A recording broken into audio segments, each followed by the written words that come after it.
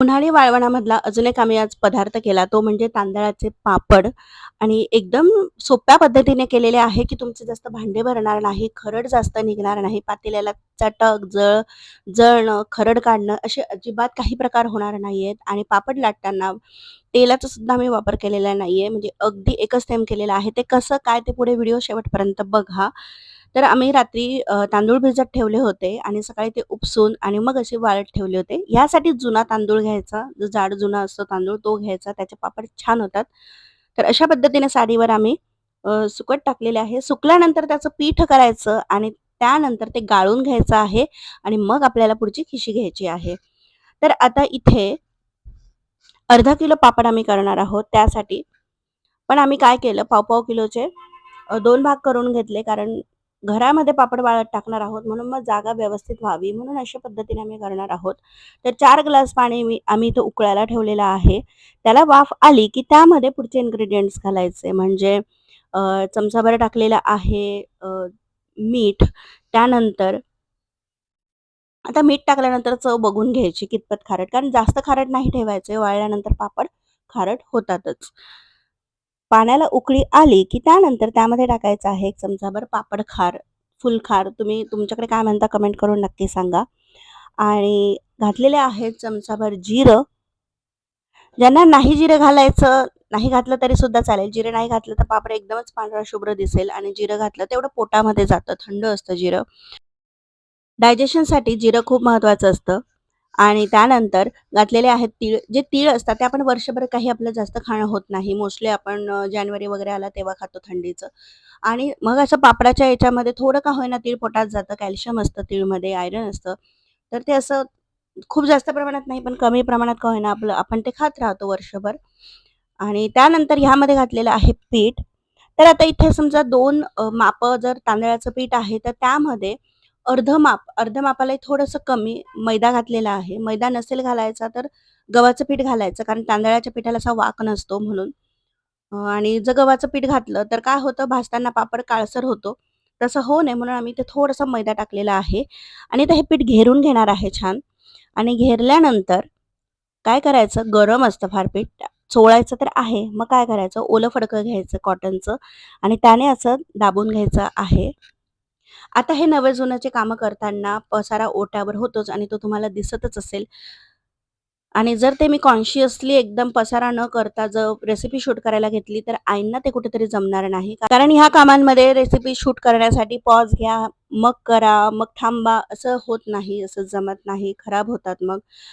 थोडं ग्लासमध्ये गरम पाणी बाजूला काढून ठेवलेलं होतं, तर ते थोडं-थोडं घालत आहोत. जसं रिक्वायरमेंट आहे त्या पद्धतीने घालायचं आहे, पातळ नाही करायचं.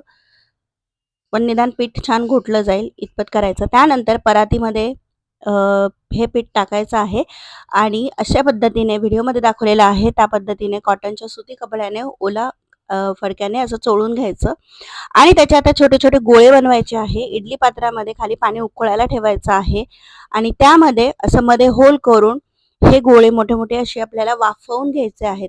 ही एकदम पद्धत नवी होती माझ्यासाठी कारण अशा पद्धतीने जेव्हा आपण करतो तेव्हा पातेल्याला खरड लागेल. मग ती खरड वाया जाते किंवा जळते असं होत नाही. ती खरड खायला छान लागते. पण तरीसुद्धा आता जर कमी पापड असतील तुमचे म्हणजे एकदमच पायलीच्या पायली तुम्ही एका वेळेस करत नसाल, तर ही अशी पद्धत बेस्ट आहे, की ह्या पापड झाल्यानंतर आपल्याला जास्त भांडे घासायचा त्रास होत नाही आणि जास्त चिपचिप नाही, चिकचिक नाही. एकदम झटपट मेथड वाटली मला ही आणि 10 मिनिट वाफ येऊ द्यायची. असं मस्तपैकी पिठाला वाफ होते, 10 मिनिटात वाफ येते आणि झटपट पापड तयार होतात. म्हणजे बनवायला आपण रेडी असतो. तर ही पद्धत मी पहिल्यांदा आईंकडे बघितली आणि लकीली मी यावेळेस इंडियात आहे. त्यामुळे अशा सगळ्या छान-छान रेसिपी मला शूट करता येतात, ज्या मला सुद्धा कामी येतील आणि तुम्हाला सुद्धा उपयोगी ठरतील. तर तुम्ही सुद्धा अशा पद्धतीने पापडच्या खिशीला वाफ घेऊन बघा. तर इथे सगळे प्रत्येक इडली स्टँडवर ठेवलेले आहेत आम्ही पीठ आणि जर असं नसेल ठेवायचं, जर आपण ढोकळे कसे जाळीवर ठेवतो, एका भांड्यामध्ये जाळी ठेवून त्यामध्ये ठेवतो, तशा पद्धतीने सुद्धा आपण वाफ आणू शकतो. आज आहे women's day. Happy women's day to all the ladies over there. Be strong, be happy, be healthy, and be energetic. Love yourself. and respect yourself. If you respect yourself, then only you will get a respect.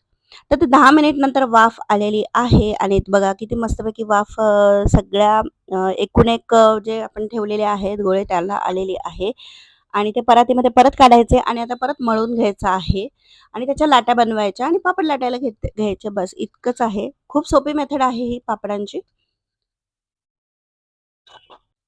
खूप गरम असतं वाफ कारण चटके बसतात इतके गरम असतं म्हणून मग कापड ओलं करायचं आणि त्याने अशा पद्धतीने मळून घ्यायचं आहे. कारण मळल्यानंतर पापड खूप एकसारखा होतो. कुठेच त्याची गिठोळी राहत नाही, पीठ राहत नाही.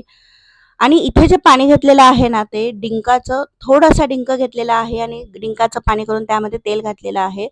एकच बोट जरी लावला ना या मशीनला त्यानंतर अजिबात तेल लागत नाही आणि पापड असे तेलकट दिसत नाही.